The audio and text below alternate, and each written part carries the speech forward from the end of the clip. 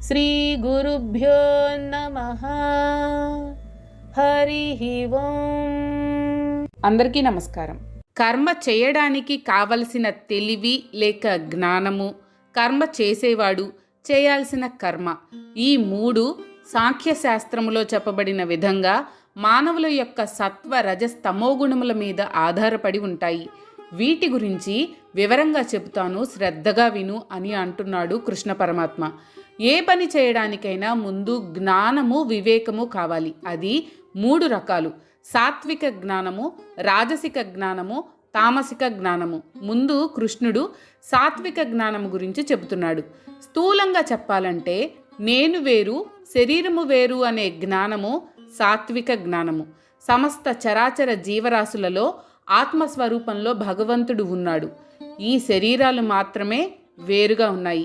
శరీరం నశిస్తుంది కానీ ఆత్మస్వరూపము నశించదు, అది అవ్యయము. వీటినే ఆత్మజ్ఞానము, అసలైన జ్ఞానము అని అంటారు. దానినే సాత్విక జ్ఞానము అని పిలుస్తారు. అంటే ఈ జ్ఞానము మనకు లేదా అంటే మనకు ఉంది కానీ ఆచరించము. అందరికీ అన్నీ తెలుసు కానీ ఏమీ తెలియదు. విన్నంతసేపు తెలిసినట్లే ఉంటుంది. పక్కకు తిరగగానే నేను వేరు, నువ్వు వేరు, వాడంటే నాకు ఇష్టం, వీడంటే ఇష్టం లేదు అనే అజ్ఞానంలో పడిపోతాం. దానికి కారణం మనం చూడడానికి కేవలం మన కళ్ళను మాత్రమే ఉపయోగిస్తాం, జ్ఞాన నేత్రాన్ని ఉపయోగించం. అందుకే ఈ జగత్తులో ఉండే జీవరాశులు, పదార్థాలు వేరువేరుగా వివిధ ఆకారాలతో, పేర్లతో కనపడుతున్నాయి.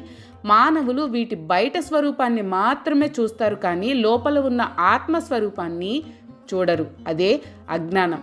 సర్వభూతేషు ఏనైకం అంటే అన్ని భూతములు ఒక్కటే, అన్నిటిలో ఉన్న ఆత్మ ఒక్కటే. ఆ విషయం తెలియడమే అసలైన జ్ఞానం.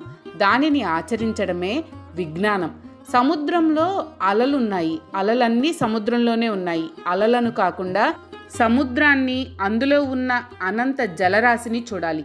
అలాగే రకరకాలైన బంగారు ఆభరణాలను, వాటి అందాన్ని కాకుండా అందులో ఉన్న బంగారము నాణ్యతను చూడాలి. రకరకాలైన కుండలను కాకుండా వాటిలో ఉన్న మట్టిని చూడాలి. రకరకాల ఆకారాలతో, పేర్లతో ఉన్న మనుషులను కాకుండా వారిలో ఉన్న ఆత్మస్వరూపాన్ని చూడాలి. అదే అసలైన జ్ఞానం. ప్రపంచంలోని వస్తువులు, ప్రాణులు వివిధాలు, ఆత్మ మాత్రం ఒక్కటే. ప్రపంచంలోని వస్తువులు, ప్రాణులు నాశనమవుతున్నాయి, ఆత్మకు నాశనం లేదు. ప్రపంచంలోని వస్తువులు, ప్రాణులు వేరువేరుగా కనపడుతున్నాయి కానీ ఆత్మ మాత్రం ఒక్కటే. ఈ జ్ఞానం మనం అలవరుచుకోవాలి. కానీ మనం ఇతర జ్ఞానములు అంటే సంగీత జ్ఞానము, సాహిత్య జ్ఞానము, వివిధాలైన శాస్త్రముల జ్ఞానము, ఇంజనీరింగ్, మెడికల్, పరిపాలన వగైరా ఇలా రకరకాల జ్ఞానాలు, రాజకీయ జ్ఞానము, వ్యాపార జ్ఞానము, మోసం చేసే జ్ఞానము, ఇంకా ఇతర జ్ఞానాలు సంపాదించడానికి ఉత్సాహాన్ని చూపిస్తాం కానీ ఆత్మజ్ఞానం సంపాదించడానికి ఎటువంటి ఉత్సాహాన్ని చూపించము. దానిని సాత్విక జ్ఞానము, అసలైన జ్ఞానము, తెలుసుకోవాల్సిన జ్ఞానము అని అన్నాడు కృష్ణుడు. ఒక మాటలో చెప్పాలంటే పైపైన కనపడే రూపాలకు, పేర్లకు మురిసిపోకుండా లోపల ఉన్న ఆత్మస్వరూపాన్ని దర్శించాలి అని భావము. 3,000,000 దేవతల స్వరూపాలలో ఉన్న పరమాత్మ ఒక్కడే అని తెలుసుకోవాలి. అదే సాత్విక జ్ఞానము. ఏ జ్ఞానముతో అయితే మానవులు ఈ లోకంలో ఉన్న సమస్త జీవరాశులను వేరువేరుగా భావిస్తున్నారో అట్టి జ్ఞానమును రాజస జ్ఞానము అని అంటారు. ఇప్పుడు రాజస జ్ఞానం గురించి చెప్తున్నాడు పరమాత్మ. అన్ని జీవరాశులలో పరమాత్మ ఆత్మస్వరూపుడుగా ఉన్నాడు అన్నది సాత్విక జ్ఞానము అయితే, ఈ ప్రాణులను, మానవులను, జీవరాశులను వేరువేరుగా వేరువేరు పేర్లతో, రూపాలతో ఉన్నారు అని తెలుసుకోవడం రాజస జ్ఞానం. అంటే ఈ ప్రకృతిని ఏకత్వ భావంతో కాకుండా భేదభావంతో చూడడం, మానవులను, దేవుళ్లను, దేవతలను వేరువేరుగా చూడడం. వాడు వేరు, వీడు వేరు, ఆ దేవుడు వేరు, ఈ దేవుడు వేరు, ఆ దేవుడికి ఎక్కువ మహిమలున్నాయి, ఈ దేవుడికి ఎక్కువ మహిమలు లేవు, ఆ స్వామీజీ చాలా పవర్ఫుల్, ఈ స్వామీజీ ఏమీ లాభం లేదు. ఈ ప్రకారంగా మనుషులను, దేవతలను, దేవుళ్లను వేరువేరుగా చేసి చూడడం రాజస జ్ఞానం. ఈ రాజస జ్ఞానం కలిగిన వారికి దేవుడి మీద, పునర్జన్మ మీద, పుణ్యము, పాపము, స్వర్గము, నరకము, మోక్షము వీటి మీద నమ్మకం ఉంటుంది కానీ వాటిని మూర్ఖంగా నమ్ముతారు. ఎవరు చెప్పినా నమ్మేస్తారు, ఆ విధంగానే ఆచరిస్తారు. దాదాపు ప్రస్తుతం ఉన్న మానవలోకం అంతా దీని క్రిందకే వస్తారు. ఇటువంటి వారు భయంతోనో భక్తితోనో భగవంతుణ్ణి పూజిస్తారు, ఆరాధిస్తారు. కానీ వారి వారి ప్రవృత్తులను బట్టి వేరువేరుగా ఆరాధిస్తారు. అహింస పరమో ధర్మ అని తెలిసి కూడా ఈనాటికి కూడా అమ్మవారికి కోళ్ళు, మేకలు లాంటి జంతువులను బలివ్వడం ద్వారా కొలవడం ఆచారంగానే ఉంటూ ఉంది కదా. ఇటువంటి రాజస జ్ఞానం కలవారు మనుషులను, దేవుళ్లను వేరువేరుగా చూస్తారు. నేను వేరు, నీవు వేరు, ఇతడంటే నాకు ఇష్టం, అతడంటే నాకు ద్వేషం అనే భావనలతో ఉంటారు. తమలో ఉన్న భేదభావాన్ని దేవుళ్లకు కూడా అంటకడతారు.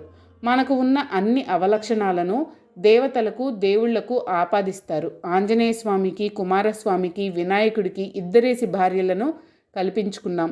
ఈ వేరువేరుగా చూడడం, భేదభావంతో చూడడం రాజస జ్ఞానము అని అంటారు. కంటికి కనపడేదే నమ్ముతాను, కంటికి కనపడనిది నమ్మను, నేను నమ్మిందే వేదం, ఇతరులు చెప్పేది నేను నమ్మను, నాకు తోచిందే చేస్తాను, దానికి తగిన కారణం ఉన్నా లేకపోయినా, అది వేదాలలో శాస్త్రాలలో ఉన్నా లేకపోయినా పట్టించుకోను, నేను నమ్మిన దానికి ఏ ప్రమాణము, తత్వము, తర్కము అవసరం లేదు అనే అల్పమైన మూఢత్వంతో కూడిన జ్ఞానమును తామసిక జ్ఞానము అని అంటారు.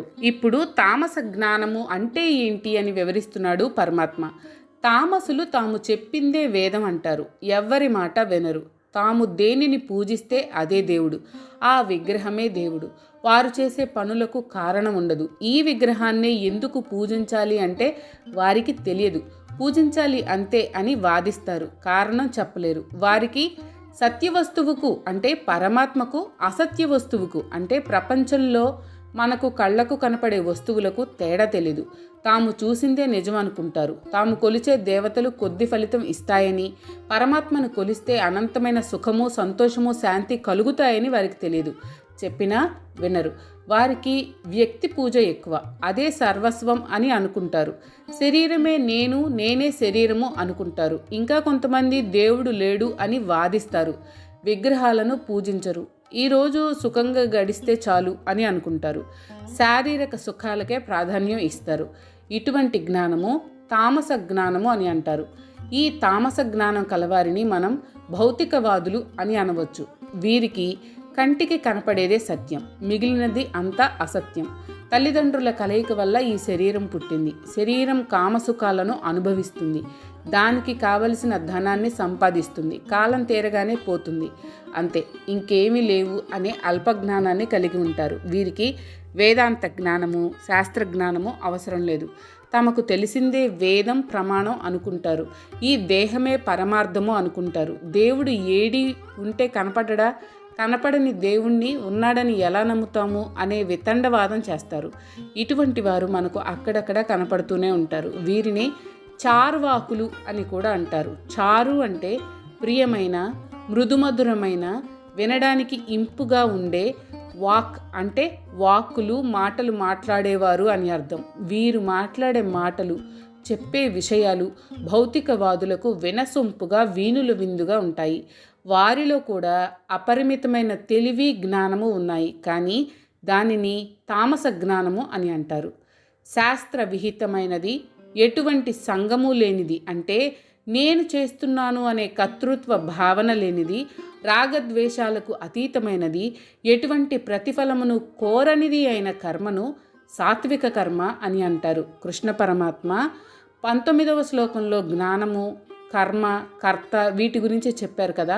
ఆ తర్వాత జ్ఞానము 3 రకాలని, సాత్విక, రాజసిక, తామసిక జ్ఞానములు అని చెప్పాడు. ఇప్పుడు రెండవది అయిన కర్మ గురించి చెప్తున్నాడు. మొదటిది సాత్విక కర్మ, శాస్త్రాలలో చెప్పబడిన కర్మ, వేద విహితమైన కర్మ, పెద్దలు ఆమోదించిన కర్మ, ఎటువంటి ఫలితమును ఆశించని కర్మ, చేసే పని మీద ఆసక్తి లేకుండా చేసే కర్మ, అభిమానము, రాగద్వేషాలు లేని కర్మ, శ్రద్ధ భక్తులతో చేసే కర్మ. అటువంటి కర్మను సాత్విక కర్మ అని అంటారు. నియతం అంటే సక్రమంగా నియమించబడిన కర్మ, అంటే న్యాయబద్ధమైన, ధర్మబద్ధమైన, శాస్త్ర విహితమైన, సంఘానికి మేలు చేసే కర్మ. మాకు తోచింది మేము చేస్తాము అని మూర్ఖత్వానికి పోకుండా పెద్దలు ఎంతో అనుభవం మీద చెప్పిన కర్మలను ఆచరించడం మేలు. ఉదాహరణకు ప్రతిరోజు 1 గంట సేపు నియమంగా చదవమంటారు పెద్దలు. పిల్లలు వినరు. పరీక్షల ముందు రాత్రిళ్ళు మేలుకొని పుస్తకాలు ముందేసుకుని కుస్తీ పడుతూ ఉంటారు. కంప్యూటర్లో కూడా ఒక కీ తర్వాత మరొక కీ నొక్కితే అనుకున్న ఫలితం వస్తుంది, కానీ అన్ని కీస్ ఒకేసారి నొక్కితే సిస్టమ్ జామ్ అవుతుంది కదా. అన్ని పుస్తకాలు ఒకేసారి చదివితే ఏది జ్ఞాపకం ఉండదు. అందుకని పెద్దల మాట వినాలి. ఇది ఒక చిన్న ఉదాహరణ. ఆ కర్మ కూడా నేను చేస్తున్నాను అనే అహంకారంతో కాకుండా ఇది నా విద్యుక్త ధర్మము అనే భావనతో చేయాలి. ఈ కర్మలు మన ఇష్టాలతో కాకుండా శాస్త్రము, పెద్దలు, గురువులు చెప్పినట్లు ఆచరించాలి. రాగద్వేషాలను విడిచిపెట్టాలి. షుగర్ ఉన్నవాడు డాక్టర్ తినకూడదు అన్నా నాకు ఇష్టం అని సీతాఫలాలు, సపోటాలు తింటే ఏమవుతుంది? ఇక ఆఖరుగా ముఖ్యమైనది అయిన ఫలాపేక్ష లేకుండా చేయడం. ఇది చాలా కష్టం. ఏదో ఫలితం వస్తుందని ఒక పని చేస్తే అనుకున్న ఫలితం రాకపోతే దుఃఖమే మిగులుతుంది. ఉదాహరణకు 1,00,000 రూపాయలు లాభం వస్తుందని ఒక వ్యాపారం మొదలు పెడితే అందులో 50,000 రూపాయల లాభం మాత్రమే వస్తే అసంతృప్తి, ఆవేదన మిగులుతాయి. అలా కాకుండా ధర్మంగా వ్యాపారం చేయడం నా ధర్మం అని అనుకొని ఎంత లాభం వచ్చినా భగవంతుడు ఇంతే ఇచ్చాడు అని సంతోషంగా స్వీకరించడం, నష్టం వచ్చినా సంతోషంగా స్వీకరించడం, మరలా నష్టం రాకుండా ప్రయత్నించడం, లాభం వచ్చినా నష్టం వచ్చినా అది పరమాత్మ ప్రసాదంగా స్వీకరించడం, ఈ విధమైన ఆలోచన విధానం ఉంటే అంతా సంతోషమే, దుఃఖానికి తావుండదు. అలాగే మనం చేసే పూజలు, వ్రతాలు, ధ్యానం, తపస్సు, పుణ్యకార్యాలు, దాన ధర్మాలు ఏవేవో కోరికలు నెరవేరడానికి కాకుండా భగవంతుని మీద భక్తి శ్రద్ధలతో చేస్తే మనసుకు శాంతి కలుగుతుంది. అంతేకాని ఏదో కోరిక పెట్టుకొని పూజలు చేసి అవి నెరవేరకపోతే దుఃఖపడడం అవుతుంది. కాబట్టి ఏ కర్మ చేసినా శాస్త్ర సమ్మతంగా గురువులు, పెద్దలు చెప్పినట్లు కర్తృత్వ భావన లేకుండా ఫలరహితంగా చేస్తే వీటిని సాత్విక కర్మలు అని అంటారు. ఫలాపేక్ష కలవాని చేత, అహంకారము కలవాడి చేత అధిక వ్యయ ప్రయాసలకు ఓర్చి చేయబడే కర్మ రాజస కర్మ అని అంటారు. రాజస కర్మ అనేది సాత్విక కర్మకు విరుద్ధమైనది. ఏదో ఒక కోరికతో, ఏదో ఒక ఫలితం ఆశించి చేసే కర్మ, నేను చేస్తున్నాను అని 10 మందికి తెలిసేటట్లు చేసే కర్మ, ప్రతి పని ఆయాసపడుతూ, శ్రమపడుతూ, ఎంతో ధనం అనవసరంగా వ్యయం చేస్తూ అయ్యో ఇంత ఖర్చు అయ్యిందేమిటా అని బాధపడుతూ చేసే కర్మ రాజస కర్మ. రాజస కర్మలలో ఆడంబరం, ఆర్భాటం, అందరికీ తెలియాలనే తాపత్రయం, తనకు పేరు రావాలనే ఆరాటం, అంతా నేనే చేస్తున్నాను అనే అహంకారం, తన గురించి 10 మంది చెప్పుకోవాలనే ఆకాంక్ష, చిన్న పనికి కూడా అనవసరంగా హైరాణ, ఆరాట పడిపోవడం, ఈ పని సక్రమంగా అవుతుందా లేదా అనే టెన్షన్, ఇంత ధనం ఖర్చు అవుతుందేమిటా అనే దిగులు, పైకి చిరునవ్వు, ఇది అంతా రాజస కర్మ లక్షణం. రాజస కర్మలలో భక్తి, శ్రద్ధ తప్ప అన్నీ ఉంటాయి. మనం ఏమి కర్మ చేయబోతున్నామో దాని వలన కలిగే సుఖదుఖాలు, లాభ నష్టాలు, ఈ కర్మ హింసతో కూడుకున్నదా లేదా, ఇవి ఏవి ఆలోచించకపోవడం, ఏది తోస్తే ఎలా తోస్తే అలా చేసేయడం, అసలు తాను ఆ కర్మ చేయగలడా లేదా, తనకు ఆ శక్తియుక్తులు ఉన్నాయా లేదా అని చూడకుండా, ఏమాత్రం వివేకం లేకుండా కర్మలు మొదలు పెట్టడం, సగంలో ఆపేయడం, మరలా మరొకటి మొదలు పెట్టడం, వీటిని తామస కర్మలు అంటారు. ఇటువంటి వారు ముందు వెనక ఆలోచించరు. దాని వలన కలగబోయే కష్ట నష్టాల గురించి విచారించరు. తాను చేసే పనుల వలన సంఘానికి, దేశానికి, ప్రపంచానికి కలిగే వినాశం గురించి ఆలోచించరు. ఉదాహరణకు ఏ కారణము లేకుండా తమ ఉనికిని అందరికీ తెలియజేయాలనే స్వార్థంతో ఉద్యమాలు చేయడం, ఆ ఉద్యమం తాను చేయగలడా లేదా, తనకు ఆ సామర్థ్యం ఉందా లేదా, ఆ ఉద్యమాల పర్యవసానం ఏమిటా అని ఆలోచన కూడా లేకుండా ఉద్యమాలు ప్రారంభించడం, ఆ ఉద్యమాలు హింసకు దారితీస్తాయని ఆలోచించకపోవడం, ఆ ఉద్యమాలు ఎటువంటి ఫలితాలను ఇవ్వకపోగా దుష్ఫలితాలను మిగిలిస్తే మరొక ఉద్యమాన్ని చేపట్టడం, ఒక విధమైన మోహంలో మూర్ఖంగా పనులు చేయడం, తన స్వార్థం కొరకు పనులు చేయడం, నేను బాగుంటే చాలు, ఇతరులు ఏమైనా నాకు పట్టదు అని అనుకుంటూ తనకు తోచినట్లు తాను ఇష్టానుసారం కర్మలు చేయడం, ఇవన్నీ తామసిక కర్మలు అని అంటారు. మీకు కనుక ఈ వీడియో నచ్చినట్లయితే లైక్ చేయండి. అలాగే మీ ఫ్యామిలీ అండ్ ఫ్రెండ్స్కి షేర్ చేయండి. ఛానల్లో కొత్త నోటిఫికేషన్స్ కోసం సబ్స్క్రైబ్ చేయండి. అలాగే పక్కనే ఉన్న బెల్ ఐకాన్ని ట్యాప్ చేయండి.